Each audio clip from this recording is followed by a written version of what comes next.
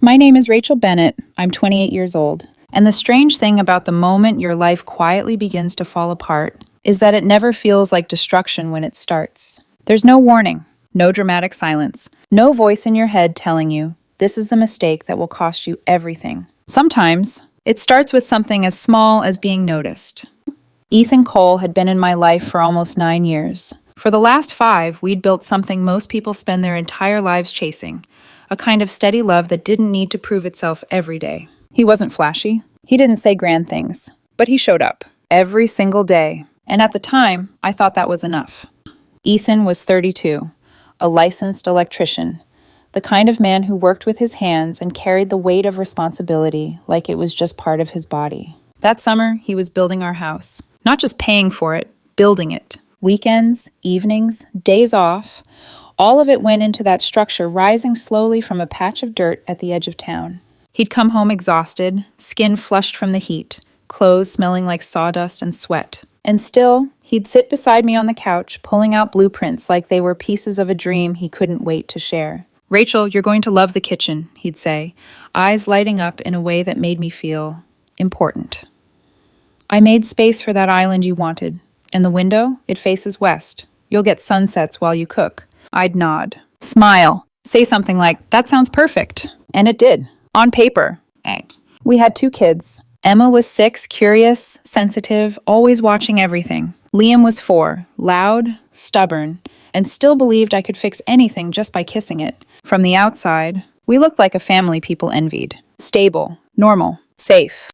But somewhere along the way, safe started to feel like something else. Predictable, routine, invisible. The first time I met Jason, it didn't feel like the beginning of anything. He was just another worker on the site, the lead framer, early 30s maybe, the kind of man who looked like he belonged under the sun, tanned skin, strong arms, that easy confidence that came from knowing exactly how much space you took up in a room. I brought lunch to Ethan that Saturday. The kids were at my mom's, and I thought, maybe I should make more of an effort. Be present. Be supportive. Ethan was inside the half-framed house, talking with 2 guys about measurements. Jason was outside, leaning against his truck, peeling an orange like he had all the time in the world. He looked up when I walked past, and he didn't look away. "You must be Rachel," he said, like he already knew. I paused. There was something about the way he said my name. Not polite, not casual, intentional. "Yes," I said. "And you are?" "Jason," he replied, tossing the orange peel aside. "Your man's lucky." I should have laughed it off. I should have ignored it. I should have walked straight past him and never looked back. Instead, I smiled and said, "He works a lot." That was it. That was the crack. One sentence. One tiny shift in something I didn't even realize was fragile. After that, it was small things. Glances. Comments. A kind of attention that felt sharper than what I was used to. Jason didn't talk about mortgage rates or electrical permits or school schedules. He looked at me like I was something separate from all of that. Not a mom. Not a partner. Just a woman. I told myself it didn't mean anything. That it was harmless. That I deserved to feel seen. Ethan never noticed the change. Or maybe he did, and trusted me enough not to question it. He'd come home talking about hardwood finishes, about how he picked a better grade because Rachel deserves the good stuff. He said it so simply, like it was obvious, like I was the center of everything he was building. And somehow, that started to feel like pressure instead of love. My friends didn't help. Ashley would sip her wine and say, "You've been with one man your entire adult life. Don't you ever wonder what else is out there?" Madison would send me articles late at night, women talking about reclaiming themselves, about not settling. They didn't know about Jason, but they knew something was shifting in me, and instead of pulling me back, they pushed me forward. Then there was social media, endless scrolling, women my age laughing on boats, clinking glasses with men who weren't their partners. Everyone smiling like consequences didn't exist anymore. Like life was something you could just upgrade whenever you got bored. I started thinking things I'd never allowed before. Maybe I settled too young. Maybe Ethan was safe, but not exciting. Maybe I missed something. The house stopped feeling like a gift. It started feeling like a decision I hadn't fully made. A future that was already locked in whether I wanted it or not. And Jason, he felt like the opposite of that. Temporary, dangerous, uncomplicated. The first time I texted him, I stared at my phone for 10 minutes before hitting send. Just something small. Something stupid, "Do you know if the site is open tomorrow?" He replied in less than a minute, "Only if you're coming by." That should have been my answer. That should have been the moment I stopped. Instead, I kept going. By the time Ethan and I celebrated our anniversary that August, Jason already knew what I sounded like when I laughed without thinking. He knew what time I was usually alone. He knew how to say just enough to keep me leaning forward. And Ethan bought me flowers, took me to dinner, held my hand across the table like nothing in the world had changed. I remember looking at him that night, really looking, and thinking, if he knew what I was already becoming, would he still look at me like that? I didn't have the courage to find out, so I chose something easier, something quieter, something that felt like it belonged only to me. And that's how it begins. Not with betrayal, not with a decision, but with a feeling you convince yourself you deserve until it becomes something you can't take back. By the end of that month, I wasn't just thinking about Jason anymore. I was waiting for him. And the worst part, I still told myself, it wasn't real. It's strange. The things you learn to juggle when you're living two lives. At first, it feels impossible. You think you'll slip, say the wrong name, forget a detail, leave something behind that can't be explained. But then, you don't. And that's when it becomes dangerous. By September, I had a routine. Not the kind you write down, the kind your body memorizes. Ethan left early every morning. 6:15, coffee in a travel mug. Keys always in the same place. A quick kiss on my forehead before he walked out the door. "I'll text you when I get to the site," he'd say. And he always did, every single time. I'd reply with something simple. "Drive safe. Love you." Words that started to feel rehearsed. The kids had their own rhythm. Emma's school drop-offs. Liam's cartoons in the morning. Snacks, laundry, dishes. The endless loop of small responsibilities that made up motherhood. From the outside, nothing had changed. But in between those moments, there was something else. Something hidden. Something I started to crave more than I wanted to admit. Jason didn't ask questions. That was part of the appeal. He didn't want to know about my life, my kids, my boyfriend. And I didn't offer. With him, there was no past, no future, just right now.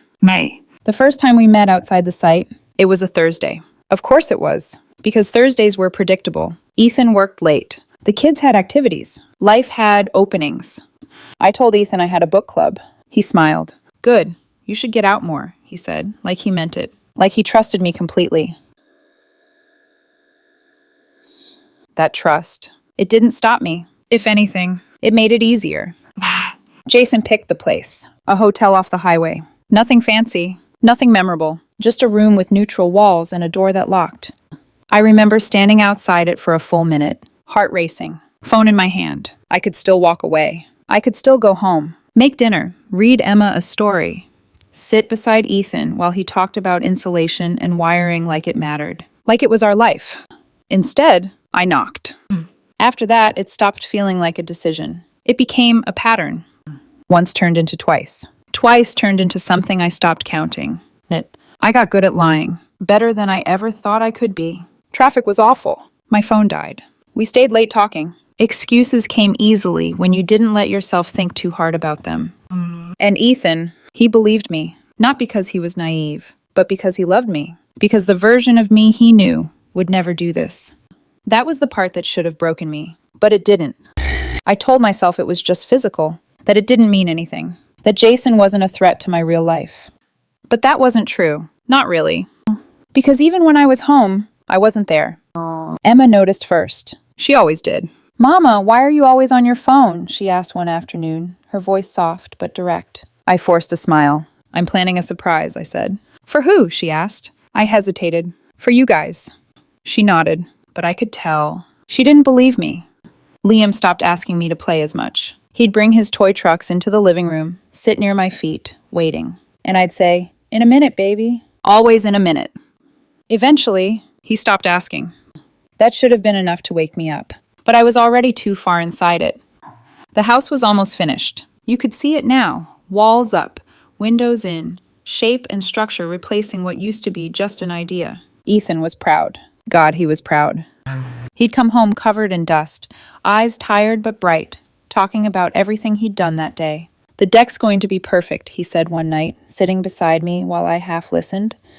"I made it a little bigger than planned. Figured the kids would want space to run." I nodded, but all I could think about was Jason's hands on my waist earlier that afternoon. That's the thing no one tells you about betrayal. It doesn't feel like destroying something. It feels like choosing something else, over and over again. By mid-September, I had stopped going to the site altogether. Ethan would ask sometimes, "Want to come see the progress?" And I'd shake my head. "I'm tired. Maybe this weekend." There was always a reason, always something more important. The truth was, I didn't want to see it anymore. Didn't want to be reminded of what he was building, what I was breaking. Then came the day everything caught up with me. Ethan woke up different that morning. Lighter. Excited in a way I hadn't seen in months. Hey. "I took the day off," he said, pouring coffee like he couldn't keep still. "Mom's watching the kids this afternoon. I want to show you the house, properly, just us." He smiled. God, he smiled like it meant everything. My chest tightened, just for a second. "That sounds nice," I said, and I meant it, in some distant, disconnected way. He stepped closer, kissed my forehead. "I've been waiting for this," he said quietly. So had I, just not for the same reason. By noon, I told him I didn't feel well. A headache, something small, believable. Concern flickered across his face immediately. "Do you want me to stay?" he asked. "No," I said quickly. "Just give me a few hours. I'll meet you there later." He hesitated, then nodded. "Text me when you're ready. I'll pick up soup on the way back, okay?" Soup, of all things. He was thinking about soup, about taking care of me. "I love you," he added before leaving. I waited until his truck disappeared down the street. Then I grabbed my phone. Jason answered on the second ring. An hour later, I was at his apartment. Unsaved. I silenced my phone without thinking. Didn't want interruptions. Didn't want reality. Time blurred. It always did when I was there, like the rest of my life existed somewhere else. Until it didn't. There was a knock on the door. Sharp, unexpected. Jason froze. I froze. Another knock. Louder this time. Jason pulled away, already reaching for his jeans. "Stay here," he whispered. I stood there, heart pounding, something cold spreading through my chest. Something that felt like knowing. He looked through the peephole, and everything changed. His face drained of color. "It's Ethan," he said. And just like that, every lie, every excuse, every moment I had carefully kept separate, collapsed into one. For a second, I couldn't move. It was like my body forgot how. Like everything inside me had been unplugged all at once. "It's Ethan," Jason repeated, quieter this time. Like saying it softer might somehow make it less real. But it was real. It was happening. And there was nowhere left to hide. My hands started shaking so badly I could barely grab my clothes off the floor. My shirt twisted the wrong way. My jeans caught at my ankle. Nothing worked. Nothing made sense. "Don't open it," I whispered, my voice thin, desperate. "Jason, just don't." The knock came again. Harder. More certain. And then, before I could finish dressing, Jason opened the door. Time didn't slow down. It snapped. Ethan stood there in his work boots, same ones he wore to the site every day. Dust still clinging to the edges. His shirt was streaked with sweat and sawdust, like he'd come straight from building something. Straight from building our future, to this. His eyes went to Jason first. Measured. Quiet. Then they shifted past him. To me. Half-dressed. Barefoot. Holding my jeans like I didn't know what to do with them. I opened my mouth. "Ethan, He lifted one hand. Not aggressive. Not angry. Just final. "Don't." One word. Flat. Controlled. And somehow, that was worse than yelling. He looked at me like I was a stranger. Like he was trying to understand how the woman he loved ended up here. Then he turned. Just turned. And walked away. "Ethan, wait!" I stumbled after him, pulling my shirt down, not even aware I was still barefoot until the concrete bit into my skin. "Please, just listen. I can explain." He stopped so suddenly I almost ran into him. Turned back. His face was empty. No anger. No sadness. No confusion. Just nothing. "I installed a security camera last week," he said quietly. Each word precise. Careful. Like he'd already said it in his head 100 times. "The one facing the driveway." My stomach dropped. "I saw you leave today," he continued. "You weren't sick." I couldn't speak. Couldn't breathe. "So I checked your location." He held up his phone, and there it was. A small blue dot. Sitting right over Jason's apartment complex. "I knew something was off," he said. "I just needed to see it." Silence stretched between us. Heavy. Unforgiving. "How long?" he asked. My throat closed. How long, Rachel? 3 months, I whispered. He nodded, slow, like it confirmed something he'd already accepted. Okay. That was all he said. Okay. I'm taking the kids to my mom's, he continued. When you get home, I want you out. The words hit harder than anything else. I don't care where you go, he added, but you're not staying in a house I'm still paying for. Ethan, please, my voice cracked. We can fix this. I'll end it. I built that house for us. His voice broke. Just slightly, but it was enough. I worked 70-hour weeks, he said, louder now, emotion finally bleeding through, so you could have everything you said you wanted. Each word landed like a blow. I did it for you, Rachel, for us. Mom. He glanced back toward the apartment. Jason was standing in the doorway now, silent, watching. Ethan's eyes hardened. You two enjoy each other. Then he looked at me one last time. And this time, there was something there. Sean. Not love. Not even anger. Something colder. The kids are going to ask where you are, he said. I'll figure out what to tell them. A pause. But it won't be a lie. Then he turned, got into his truck, and drove away. I stood there, on the sidewalk, barefoot, watching the life I had built, the life he had built, disappear down the street. And for the first time, it hit me. Not the thrill, not the secrecy, not the illusion I'd been living in. The cost. Jason didn't say anything, didn't come after me, didn't ask if I was okay. By the weekend, he stopped answering my messages. Just like that, gone. Turns out his girlfriend found out. She showed up at the site, made a scene. People talked. And when Ethan pulled him off the project, Jason transferred to another company within days. No goodbye, no apology, nothing. And I was left alone, holding the explosion I had set off myself. Ethan filed for custody and separation within a week. His lawyer was relentless, precise, efficient.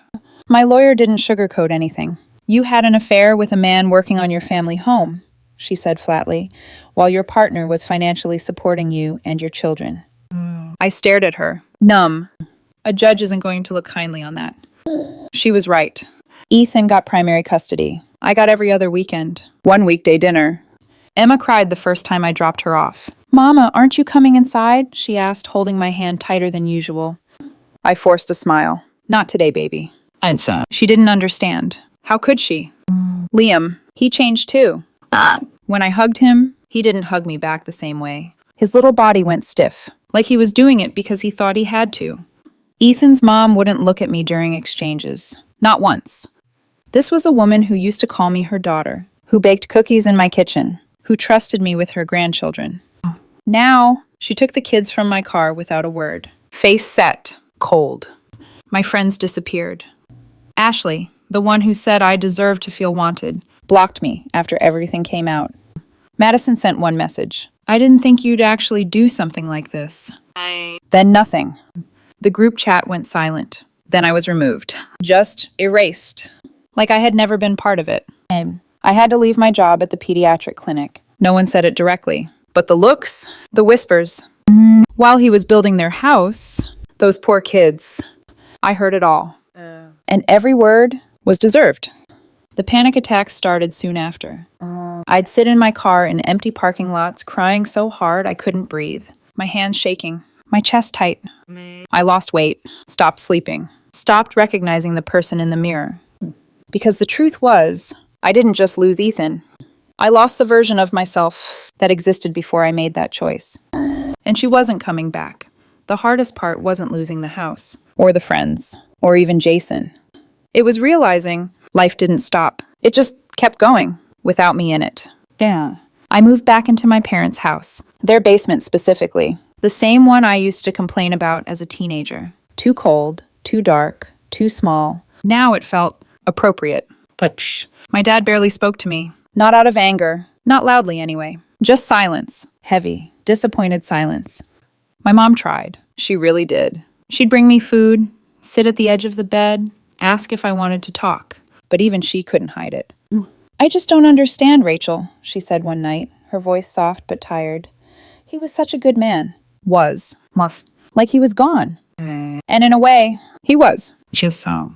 The Ethan who used to call me during lunch breaks just to hear my voice. The Ethan who built me a house with his own hands. The Ethan who looked at me like I was the center of his world. Nah. He didn't exist anymore.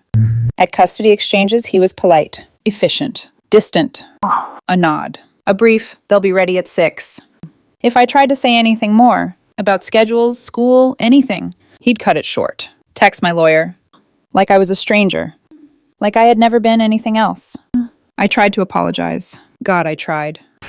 I wrote him a letter. 10 pages. Every word I couldn't say out loud. Every regret. Every excuse. Every truth I had been too afraid to face. I told him I was lost. That I didn't recognize myself. That I would do anything to take it back. He never responded. Later, I found out he burned it. Didn't even read it. And somehow, I understood. The house was finished in November. Oh. I drove by once, late at night. Didn't even plan to. Just ended up there. The lights were on in the kitchen. Warm, soft. Bang. Through the window, I could see Emma sitting at the table, coloring something. Ethan's mom stood at the stove, stirring a pot. It looked like home. The kind I used to have. The kind I gave away. I didn't go back again after that. In December, Ethan started seeing someone. I didn't hear it from him. Of course not. Liam mentioned it casually one night. Miss Olivia made pancakes, he said, smiling like it was the most normal thing in the world. My stomach twisted. I looked her up later. Of course I did. Olivia, a teacher at Emma's school. Blonde, kind eyes, the kind of smile that didn't look forced. In one photo, she was holding Liam on her hip, and he was laughing. My son, laughing with someone else. That was the moment it really hit me. I wasn't just losing Ethan. I was being replaced. I called him that night. Broke every boundary he had set. It's too soon, I said, my voice shaking. The kids need stability.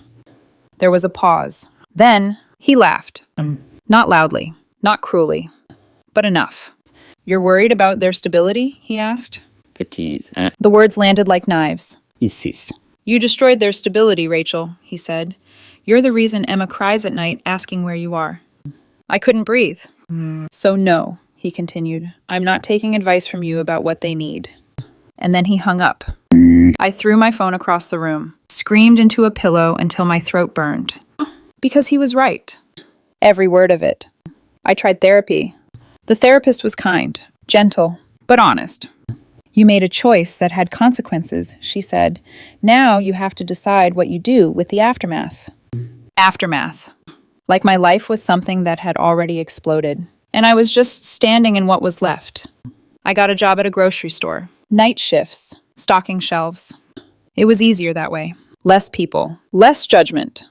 But sometimes, I'd see families during the early hours. Kids in carts, partners arguing over what to buy for dinner. Small, normal things. And it would hit me all over again. That used to be me. On weekends, I had the kids. I tried. I really did. I took them out, bought them toys, made their favorite meals. An inch. Played the version of myself I thought they still needed. But it wasn't the same. Emma would ask, why can't Daddy come too? And Liam? Miss Olivia makes better spaghetti. I'd smile, say something soft, something that didn't break in front of them. Then cry in the bathroom after they fell asleep. By March, Ethan proposed. 6 months after everything ended, Emma showed me the ring. Excited, proud. Head. Daddy says she's going to be our bonus mom. Bonus mom. I nodded, smiled. I'm happy for you, I said. And I meant it. For them. Not for me. That night, I didn't get out of bed. My parents finally stepped in. You have to stop this, my mom said, sitting beside me again. You made a mistake, a terrible one. But you're still their mother. I stared at the ceiling. I don't know how to be that anymore, I whispered. But the truth was, I had to figure it out. Because that was the only thing I had left. Sometimes I see them around town. Awesome. Ethan, Olivia, the kids. They don't avoid me, but they don't acknowledge me either. Once, I sat in my car and watched them at the park. Liam on Ethan's shoulders, Emma holding Olivia's hand. Yeah. They looked whole. And I realized something then. They didn't need me to be happy. They had already learned how to live without me. The house Ethan built, it's beautiful. I know because Emma shows me pictures sometimes. 这样 Her room has the window seat I asked for. The kitchen has the backsplash I picked. Everything I wanted. Except I'm not in it. Jason texted me once, almost a year later. Hey, sorry how things went down. Hope you're good. I stared at the message for a long time. Then I blocked him. Because there was nothing left to say. People talk about karma, about consequences, about how the grass isn't greener. They're right. But not in the way you think. It's not that you get punished. It's that you have to live with what you chose. Every day, in the quiet moments, in the empty spaces. I gave up a man who loved me, a family that trusted me, a life that was real, for something temporary, something meaningless. 3 months? That's all it took. If you're standing where I once stood, telling yourself it's harmless, that you deserve more, that no one will get hurt, stop. Because the person you destroy isn't just them. It's you. And some things you don't get back.